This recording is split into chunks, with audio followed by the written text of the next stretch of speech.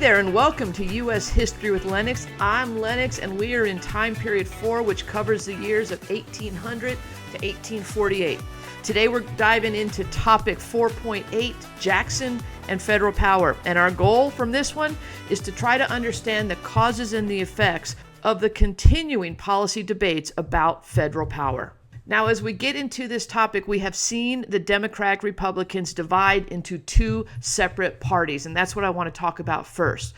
First, we have the National Republicans, who are now being called the Whigs.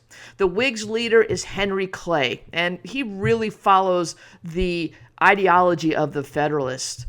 They want a strong central government, and they are fully supportive of his American system, which introduced us to the national bank, internal improvements, and a protective tariff. What the Whigs really want to fix in our country is the problem with crimes that are being committed by immigrants. On the other side, you have the Democrats. The Democrats are led by Andrew Jackson, and they tend to follow the ideology of the Jeffersonians and the Democratic Republicans. They believe in limited power of the federal government, they want free trade, and they want local rule. What they really hate? They hate corporate monopolies, they don't like the high tariffs, and they really don't like the national bank. The biggest debate during this time period, honestly, is the role of federal power, especially in regards to the American system. Now, the first thing I want to talk about is the tariffs. Protective tariffs have been used in our country since the Washington era.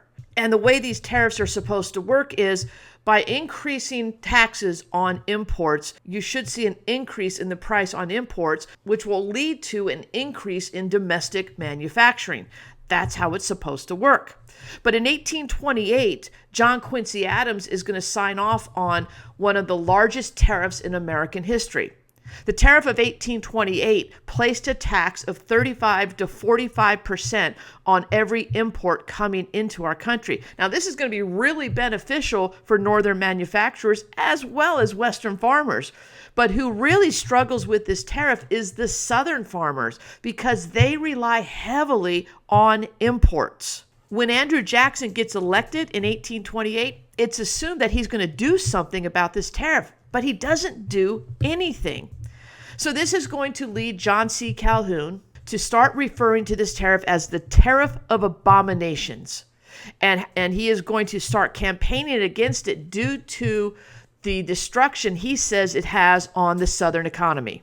He's also going to start pushing this doctrine of nullification, which essentially means that when a state feels a law is unconstitutional, they can act as if that law doesn't even exist and that it's non-binding. They essentially nullify this law. Well, Jackson's having none of this. He is very angry with John C. Calhoun, and he's thinking he's stepping way beyond his bounds. And in 1833, he is going to go to Congress, and Congress will grant Jackson the power to use the military. It's called the Force Bill. And what it says is Jackson can respond to South Carolina and their doctrine of nullification by using the military to force the collection of that tariff. Calhoun, South Carolina, they're eventually going to back off, but it's going to take a compromise that Henry Clay comes up with that essentially lowers the tariff. But lines are starting to be drawn between the federal government and southern states. I want to talk now about the national banks. In 1828, when Andrew Jackson ran for the presidency, he ran on a platform of destroying the national bank. He felt that the national bank was unconstitutional and it favored the wealthy in our country. See, in the 1830s, we are still struggling with state banks shutting down due to the fact that they cannot pay back their loans to the national bank. When a state bank shuts down, all the paper currency that they had issued to their customers becomes worthless. And those customers are the common men, the people that supported Jackson in his run for the presidency. In 1832, trying to be proactive, Henry Clay is going to persuade Congress to recharter the Second National Bank 4 years before its charter expires. When that charter is sent to Andrew Jackson's desk, he is going to veto the bill. He's essentially killing the national bank. 1832 just happened to be an election year. And Henry Clay in this moment was running against Andrew Jackson, and the bank is going to become the primary focus of the American people when they vote. And Jackson is going to win re-election due to all of this. Internal improvements, the third branch of the American system, well, this is going to be debated through Jackson's presidency as well. The Whigs believe that infrastructure is a necessary part of our country and a federal responsibility. Jackson, on the other hand, believed that through the federal government's involvement in building infrastructure, they would be overreaching their power. And in fact, he believed that would be unconstitutional.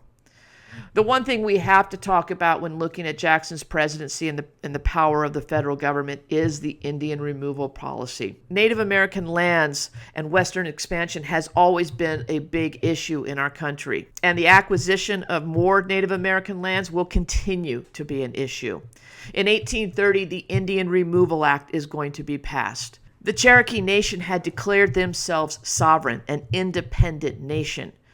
But the state of Georgia disagreed. Now, one reason the state of Georgia disagreed was because they had just discovered gold on Cherokee land. And so they're going to push for the Indian Removal Act to be used to move Native Americans out of Georgia and west of the Mississippi. Well, the Cherokees are going to challenge this law in the court case of Worcester versus Georgia. In this case, the Cherokee are actually going to get the support of the Supreme Court. The Supreme Court is going to rule on behalf of the Cherokees, saying, yes, they are an independent nation and they deserve federal protection. Sounds good, right? Well, not so fast. In 1835, a small delegation of Cherokee, who were not sanctioned by the leadership of the tribe, are going to negotiate a treaty with the federal government. It's the Treaty of New Echota. And in this treaty, they agreed to swap their lands in the east with reserved territory in the west, in the Oklahoma region. And as a result of that treaty, a number of Cherokees started to leave their lands in Georgia voluntarily. But others, they refused. This is going to lead to one of the darkest moments in American history, called the Trail of Tears.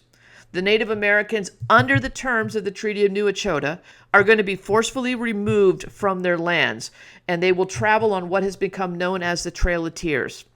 They were ill-prepared to make this journey, and as a result, thousands died on their way to the Oklahoma Territory. Now, Jackson is one of those presidents that has a lot of different things going on.